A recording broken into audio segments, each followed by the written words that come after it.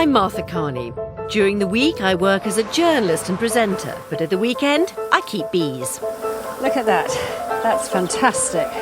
I've had hives in my garden for almost 10 years, but I've never had any training and I'm far from expert.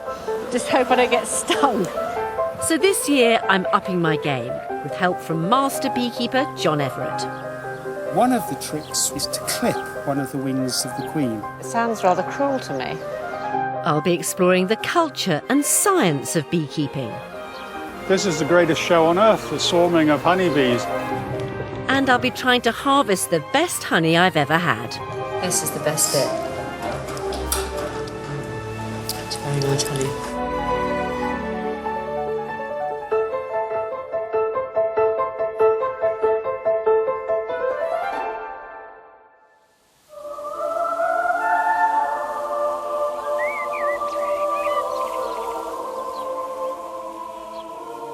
Early summer in Suffolk, a time of pleasure and pain for the beekeeper.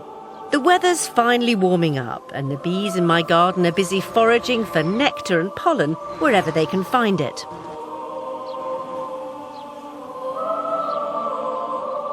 This year I've put 3 new colonies on an old-fashioned meadow on my neighbour's land at Barton Grange, where I hope they'll produce my first ever wildflower honey. By this time of year, the colonies should be expanding fast. The fields around the meadow are full of flowers, and with so much nectar and pollen available to feed up the young, the queens are laying hundreds of eggs a day. But this fecundity can present a challenge: the swarm.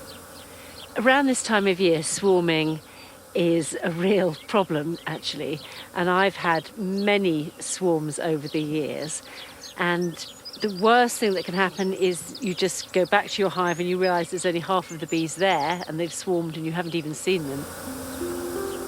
When the hive becomes overcrowded, the bees have a unique response. More than half leave the hive in a swarm.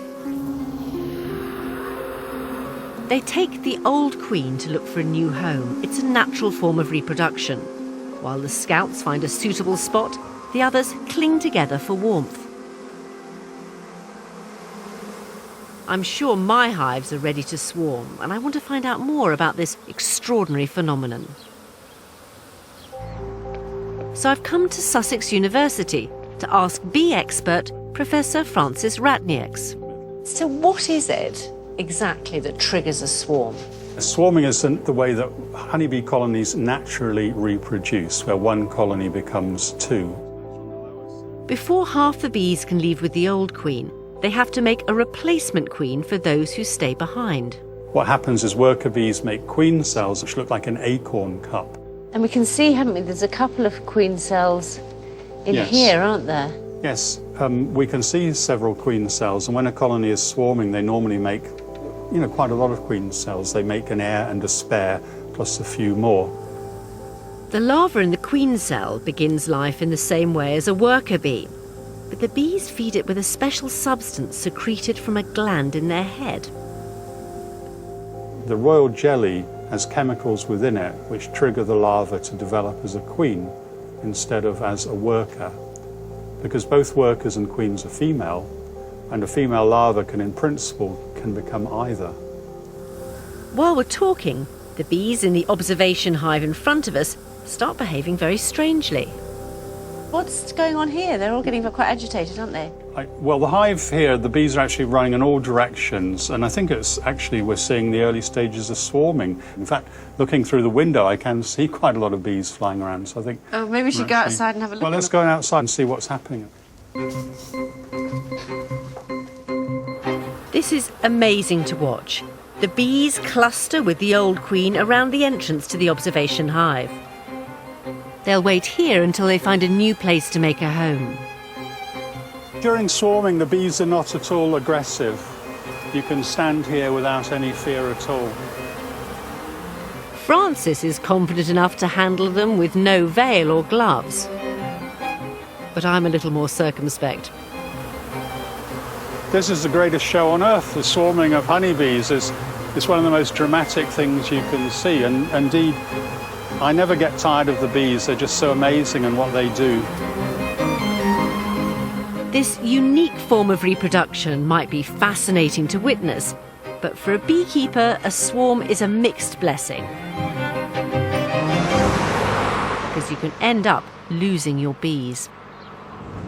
The problem for me is I want to get my wildflower honey ready for the end of June, so that's quite a deadline. And if we get a swarm now, that could ruin my chances. I can't be at Barton Grange every day checking up on them, so I want to find out from my beekeeping guru John Everett how to make sure I don't lose my bees when they swarm. OK. Well, these seem to have been doing reasonably well, but let's see how they're getting on. Right, let me just give it a puff. Yeah.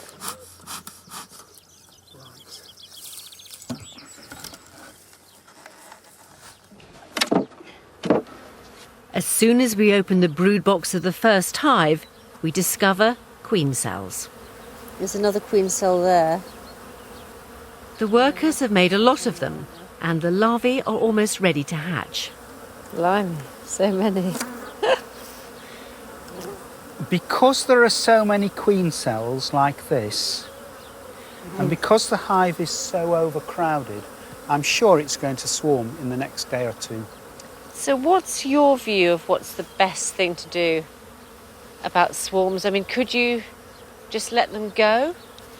You could, but if we don't do anything, we may lose the swarm. Yes, which is a nuisance because that will affect our honey crop, won't it? Yes, it certainly will. One of the tricks that we can get up to is to clip one of the wings of the queen. So if she does try to swarm, it's a bit like having a plane with one engine on one side and none on the other. She goes round in a circle and we're less likely to lose the swarm. You probably think I'm very sentimental, but it sounds rather cruel to me. I don't think so. All the tissue that is there is dead. It's a bit like cutting toenails, so it's not going to hurt her at all. Oh, I don't know. I'm not sure about that, but it's up to you. You choose. Well, I'm interested to see whether it's effective. So I think I'm happy to give it a go. So if we see the queen, I will take a couple of mils off one wing. There's the queen. Oh, there she is. And at the moment, both her wings are the same length. And the trick is just to reduce one by a couple of mils. So you've just taken a little bit off one of the wings.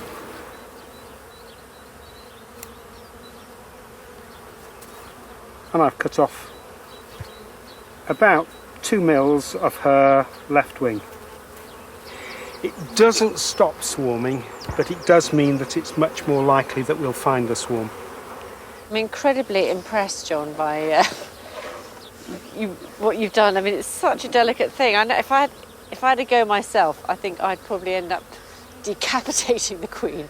It's quite normal for them to lose their back legs. Really? Yeah. Oh no, that's awful. That's so cruel. Now that we've clipped the wings, if the bees do swarm, I should easily find them, as the queen won't be able to travel far in her search for a new home. But for some beekeepers, stopping swarms goes against everything they believe. Heidi Herman is one of them. She runs a school of natural beekeeping from her home in Sussex. You know, we hear so much about the bees are in trouble, and then you hear that the queen bee's wings are being cut off by a beekeeper.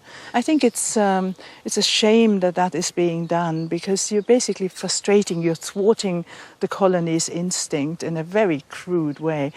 I don't think it makes much sense to prevent natural reproduction of a creature when that creature is in decline. If you want to practice natural beekeeping in the sense of that you want to get as close in your beekeeping as possible to the natural colony life, then you also have to take responsibility.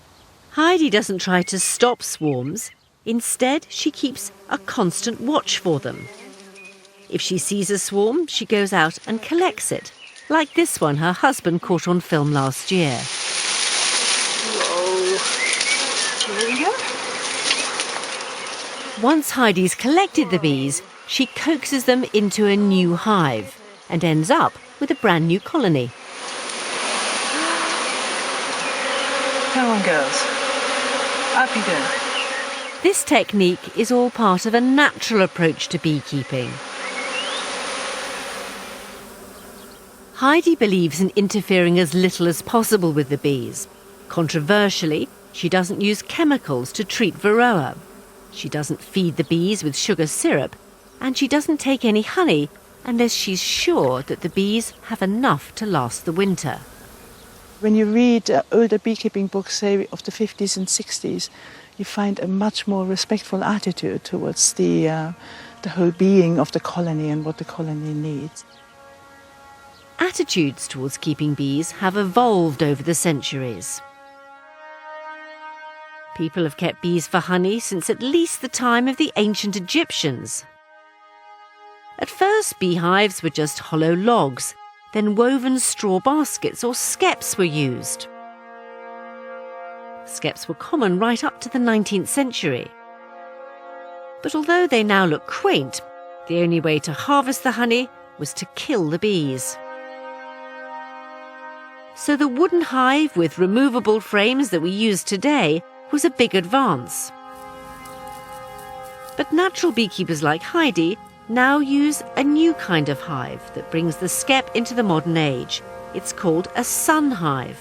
I've never seen anything like this, to be perfectly honest. The idea here is that you offer the bees a hive in the archetypal shape in which the bees in the wild would construct their brood nest. But why is it hanging high up? Unequivocally, when bees are able to choose their own homes, it will be between 2.5 and 6 meters off the ground. In other words, the bee is not an animal that wishes to live on the earth. They only live on the earth because we want them on the earth, because we want to have it easy to take the honey out. So do you not get any honey? You would never take anything out of this hive structure. But if your bees are doing very well, you will then have the possibility of mounting on the top a super, and they can put some surplus into that box. And the sun hives have a unique construction inside too. I will wear some simple decorator's goggles. It's just a sensible thing to protect your eyes. You're much braver than I am. Heidi claims that her non-invasive approach makes the bees much less likely to sting her. Let's just take that little one out. Very good girls. You see here the marvel of bees engaged in the process of building comb, forming these chains. Absolutely beautiful. That shape reminds me very much of a wild bee's nest that I was once shown in Nevis in the Caribbean. Precisely. Unlike my hives, these have no frames of wax foundation for the bees to make their comb. Instead, there are simple curved wooden bars. This shape here is actually exactly the shape of the hive. It's beautifully thought out. Yeah.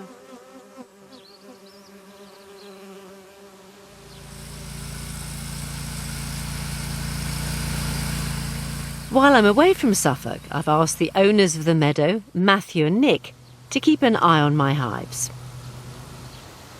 Then one afternoon in June, the inevitable happens.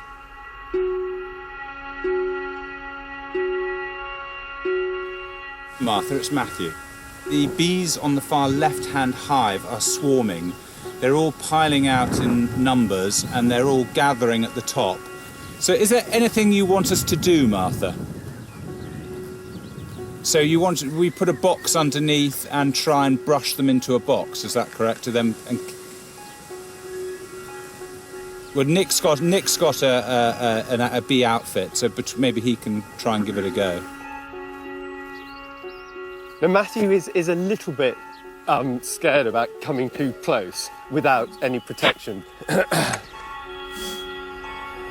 With her wings clipped, the queen has only been able to fly as far as the edge of the hive, so the swarm's easy to find, even for a novice.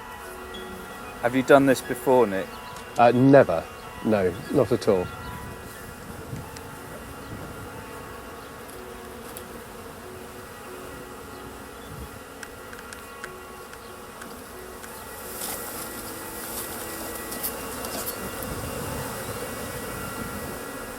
would never have thought that they would be so easy to handle.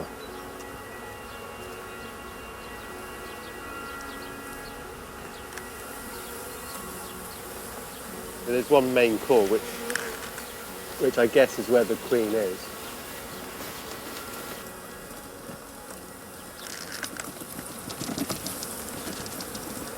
Nick pours the bees into a box with just a few frames called a nuke box. They'll be happy enough here until the colony builds up.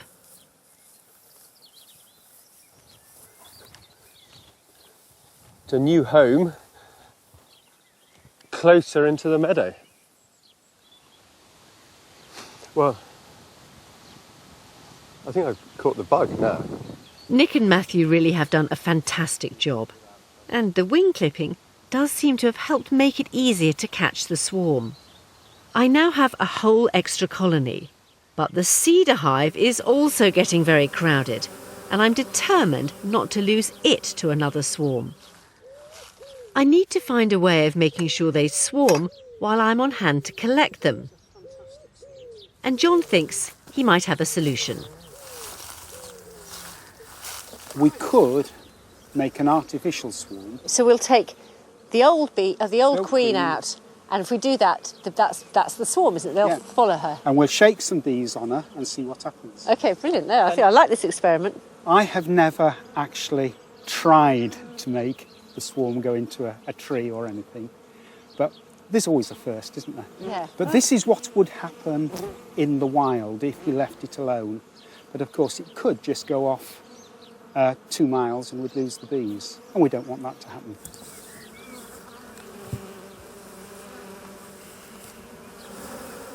First he finds a queen cell ready to hatch. Then he catches the queen as she emerges. There's a brand new queen. We'll keep this new queen in the hive to rebuild the colony, while we take the old queen and about half of the bees to make the artificial swarm. I have put the queen in this little box, so I'm going to close her up without crushing her. Go back, lady. So if we hang that on there, Yes. and then we'll shake some bees and see what happens. Okay, lovely. Well, I know when they've swarmed before, they're like gateposts, don't they? Yeah.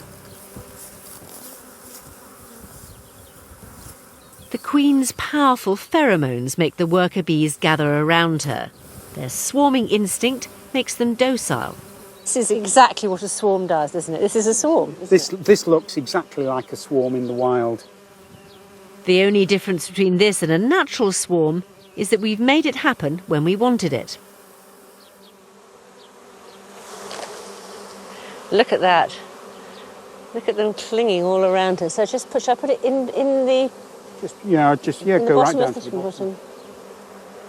It's so weird when you do this. It's as if they're one substance, like syrup or something, isn't it? They kind of pour themselves onto the card. We take the swarm of bees and give them a new home in a nuke box with 6 frames. They can now start to build up a new colony. So I've got a queen and some frames of bees. So very good day's beekeeping, actually. I'm very glad about this. I now have my original 3 hives and 2 new fledgling colonies in nuke boxes. With a bit of luck, I should have plenty of honey to harvest in a few weeks' time.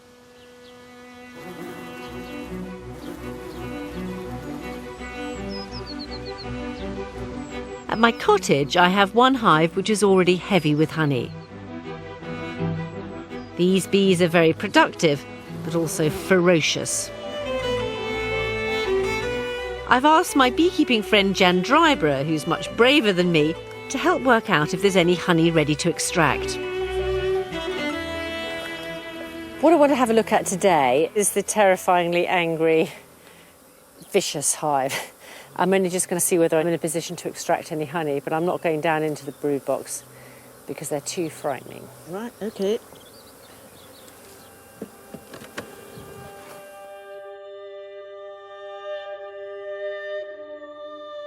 The pleasure of honey and the pain of bee stings inspired one of my favourite paintings, Lucas Cranach the Elder's Cupid Complaining to Venus at the National Gallery. Cupid has stolen some honeycomb from wild bees, but when he gets stung, he comes crying to his mother.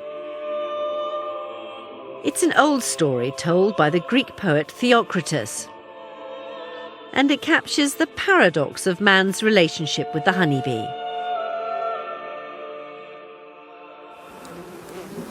Think about the angry bees. They're very productive. They are, yes. Whatever people say about it. Yeah. Wow.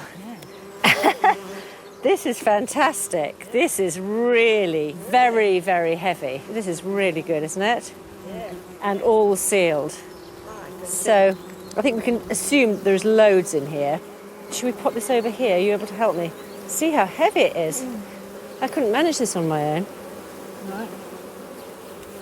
And let's see if there's any worth taking out. Yeah, look, more. Do you think that's enough to take out or not yet? I think you probably could. We decide to extract the first batch of honey the next day. But first, we have to clear the bees from the super. So I'm going to just pop this on. Are you? So this is called a Canadian clearing board. The bees can go down and they can't come back up. So it'll be nice and clear for me tomorrow when I come and extract them. You leave them on for a day. When the bees return from foraging, they won't be able to get back into the super, leaving it bee-free for the extraction. Even though they scare me to death, they are easily my most productive bees. And in one super alone, we've got an awful lot of honey. A hive can produce a pound of honey in a day. The bees will visit about 2 million flowers and fly 50,000 miles to make it. It takes 12 bees a lifetime to produce 1 teaspoon of honey. To transform the nectar into honey, the foragers transfer it to bees back at the hive. They combine the nectar with an enzyme in their stomach and then regurgitate it, which changes its chemical composition. Then the bees flap their wings to evaporate most of the moisture. This thickens the honey and stops it from fermenting. This takes a further 3 days. Then the bees cap the cell with wax, so the honey will be there when they need it for food. We've got everything ready here. This is the extractor. The next day, I'm ready to harvest the honey from the hive of angry bees that I left at my cottage. This will be the very first crop of the year. I've roped in help from my husband, Chris, a rather reluctant beekeeping assistant. It's really heavy. Is it really heavy? Yeah. Oh, quick. Okay, I think I managed to get all the bees off. I hope you got all the bees off. Yeah. So what I'm going to do is the bees will have covered their honey with this cap of wax, and I need to cut it off so that all the honey can come out once we put it into the extractor. This really is one of the best moments in the whole beekeeping year. But there's something quite satisfying about just cutting off the cuttings with a hot knife, revealing the luscious honey down below. Lovely. Okay, Chris? Alrighty, so I get that.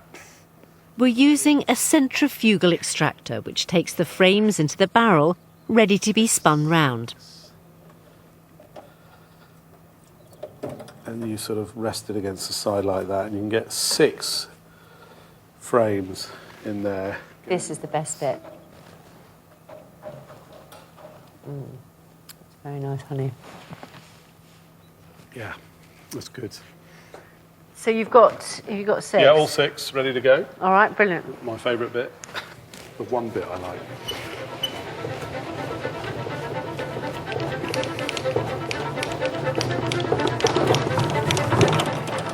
This kind of honey extractor was invented back in 1865 by an Italian major, Francesco de Hruška.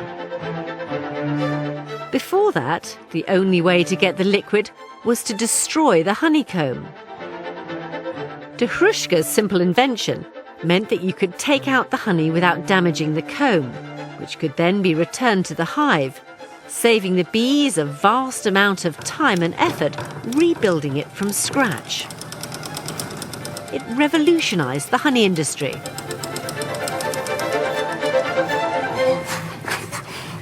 Do you need me to have a go? No, I'm fine. Sure. Yeah, there's plenty coming out of the bottom there. Isn't that good? And it's all on the sides at the moment. It just takes a bit of time to drip down. Drip down, yeah. Ever thought about us getting an electric one? Where's the fun in that? I think I might take these out now. I think they're spent, as they say. Once we've spun all 8 frames from the super, it's time to tap off the honey and find out how much my angry bees have made. There it goes. Oh, yeah. Fantastic. Check that out. I love this bit. So much of it, isn't there? Wonderful. Yes. I love this. There's a lot coming out of that, isn't there? Yeah. Here we go. We filter the honey to get rid of any wax or bits of dead bee and then put it in sterile jars. First jar of honey, fantastic.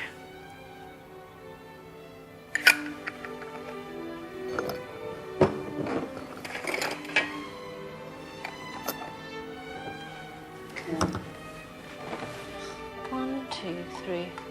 We've got £5 out already, and look how much more there is in there. And this is loads. At the cottage, my angry bees have had a productive spring. There's still lots left in there. It's not bad, is it, for one super? Pleased to get so many jars this early on. It's good for us, isn't it? Yeah, I think, what do we get, 40, 42 for those little £half-pound jars, so 21 pounds of honey from one super. Pretty good. Yeah, it's very good, actually, yeah. Maybe we should go into business. And now the moment of truth. Right, first honey of the year.